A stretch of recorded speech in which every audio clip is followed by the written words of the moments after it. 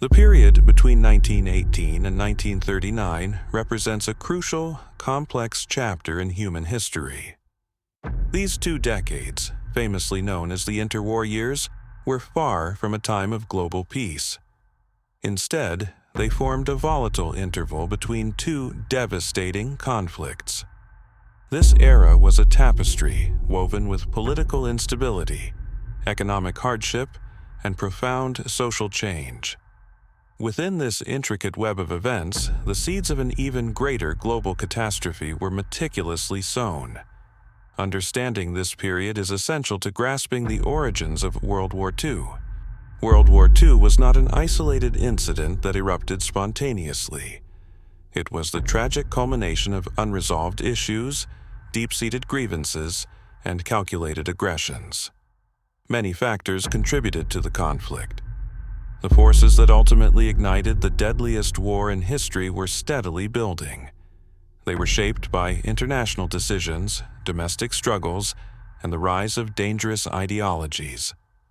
We must examine these precursors to comprehend the full scope of the Second Global War. One of the most immediate and impactful precursors to World War II was the Treaty of Versailles. Signed in June 1919, this document officially ended the First World War. It was primarily designed by the victorious Allied powers. The treaty's core intent was to punish Germany severely for its perceived sole responsibility in initiating the Great War. This punitive approach was heavily influenced by French demands for security and retribution. The terms imposed were exceptionally harsh. Germany was forced to accept crippling financial reparations. These payments were intended to compensate the Allied nations for the damages and costs of the war. The staggering sums placed an immense burden on the German economy. Beyond financial penalties, Germany suffered significant territorial losses. Alsace-Lorraine was returned to France, and other territories were ceded to Belgium, Poland, and Czechoslovakia. Germany also lost all of its overseas colonies.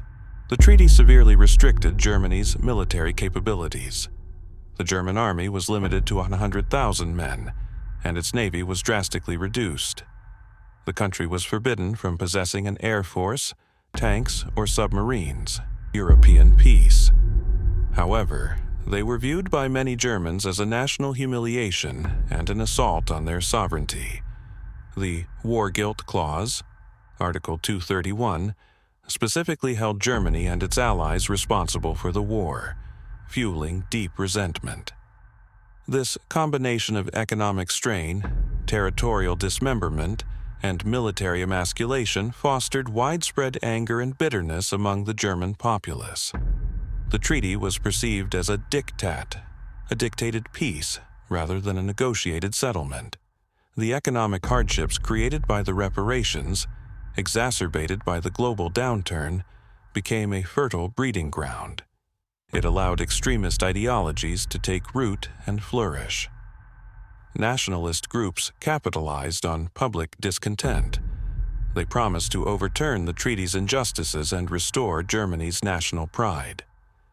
This deep-seated resentment against Versailles would become a powerful unifying force for future radical political movements.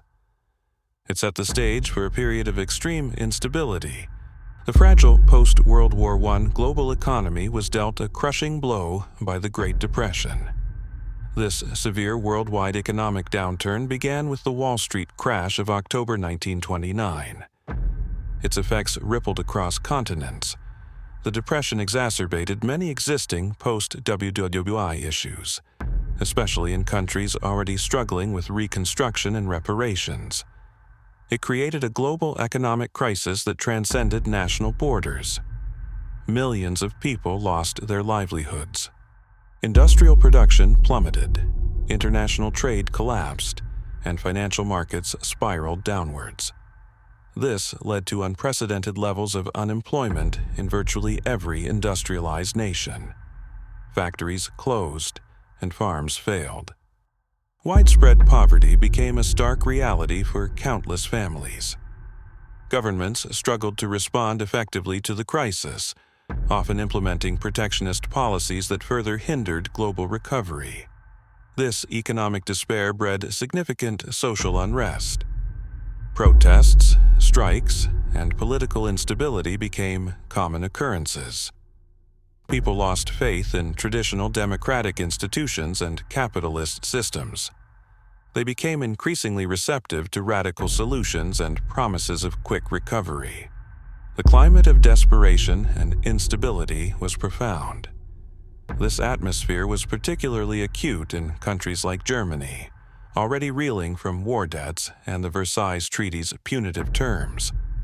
The Depression intensified their existing grievances. It empowered demagogues who offered simplistic answers to complex problems. They promised economic salvation through radical political change. This widespread suffering created a fertile environment for extremist ideologies to gain mass appeal. People yearned for strong leadership and decisive action to escape their dire circumstances. The economic collapse undermined democratic governments and strengthened authoritarian movements. It propelled nations towards autarky and aggressive resource acquisition. The desperate search for economic stability, therefore, became a driving force behind political extremism and a willingness to embrace militaristic solutions. It contributed significantly to the volatile atmosphere that preceded World War II. The economic chaos and political disillusionment of the interwar years proved to be fertile ground for the rise of extremist ideologies. These movements offered radical solutions to the prevailing crises. They capitalized on widespread discontent. In Germany, the Nazi Party, led by Adolf Hitler, rapidly gained traction. They expertly exploited public anger over the Treaty of Versailles and the economic devastation of the Great Depression. Their platform promised national resurgence. The Nazis offered a potent mix of economic revival, nationalistic pride, and scapegoating.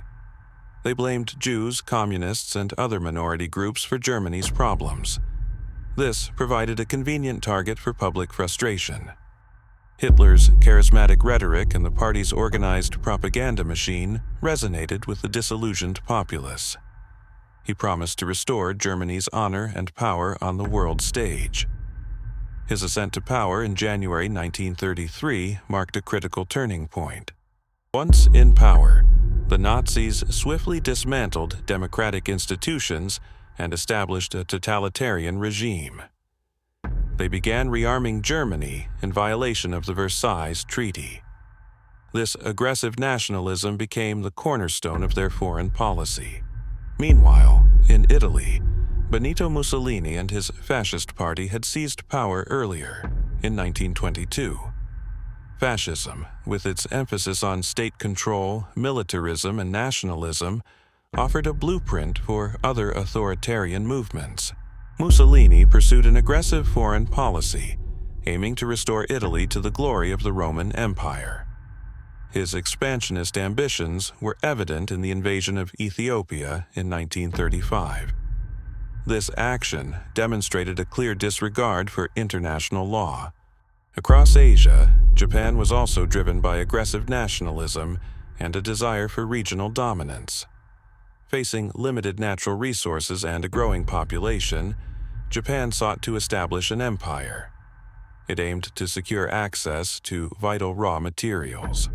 The Japanese military held a significant political influence and pursued an independent, expansionist agenda.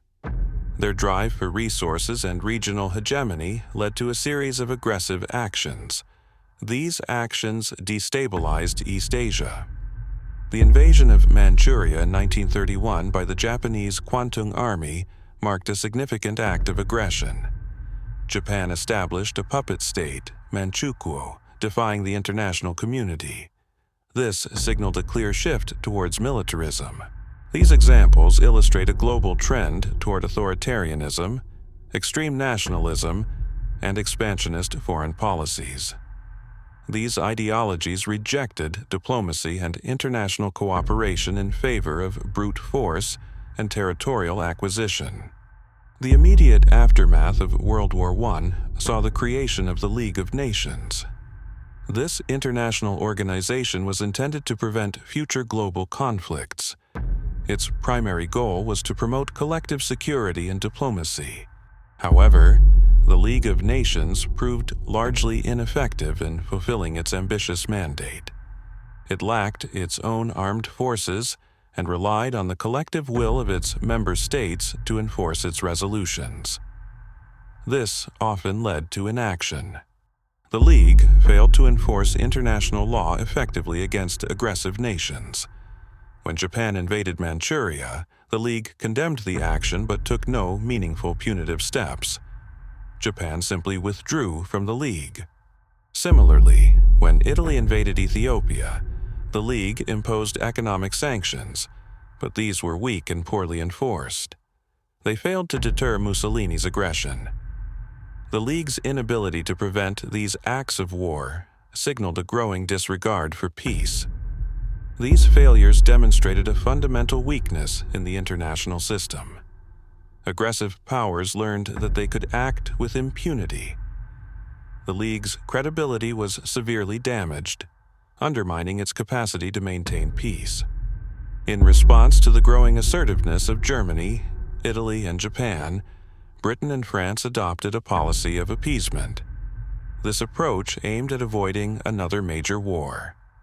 Leaders believed that making concessions would satisfy aggressive demands. The policy was rooted in a desire to prevent a repeat of the horrific losses of World War I. It was also influenced by economic constraints and a misreading of Hitler's true intentions. British Prime Minister Neville Chamberlain became its chief proponent. This strategy involved conceding to Hitler's demands in the hope of preserving peace. Each concession, however, inadvertently emboldened Hitler further. It reinforced his belief that the Western democracies were weak and unwilling to fight. A prime example of appeasement was the Munich Agreement of 1938. Britain and France agreed to allow Germany to annex the Sudetenland, a region of Czechoslovakia with a significant German-speaking population. Czechoslovakia was not even consulted. This agreement, celebrated by some as peace for our time, was a profound miscalculation. It signaled weakness to aggressive powers rather than strength. It encouraged Hitler's unchecked expansionist policies. Instead of satisfying Hitler, the Munich Agreement merely whetted his appetite for more territory. He perceived it as a green light for further aggression. The failure of collective security and the policy of appeasement ultimately paved the way for war. World War II was not a sudden, unforeseen catastrophe that erupted without warning. Instead, it was the tragic and inevitable culmination of a complex web of interconnected factors. These forces had been building throughout the interwar years. The punitive Treaty of Versailles created deep-seated resentment and economic instability in Germany. This provided fertile ground for the rise of extremist ideologies. The global economic downturn of the Great Depression exacerbated these issues, pushing nations towards radical solutions. The rise of aggressive totalitarian regimes in Germany, Italy, and Japan, fueled by extreme nationalism and expansionist ambitions, fundamentally challenged the international order. These powers sought to overturn the status quo through force. Crucially, the failures of international institutions like the League of Nations and the policy of appeasement adopted by Western democracies failed to contain this aggression. Instead, they inadvertently emboldened the aggressors. Each of these elements did not operate in isolation. They interacted and reinforced one another, creating a progressively more volatile international environment. The unresolved grievances from World War I festered, while new threats emerged. The escalating tensions during these 2 decades steadily paved the way for the global conflict that began in September 1939. The lessons from this period underscore the importance of international cooperation, economic stability, and firm resistance to aggression. Understanding the interwar years is vital. It reveals how a confluence of political, economic, and ideological forces can unravel peace. It offers crucial insights into the human cost of unchecked ambition and failed diplomacy. The origins of World War II serve as a powerful reminder of how easily peace can erode. It highlights the profound responsibility of nations and leaders to address underlying grievances and uphold collective security.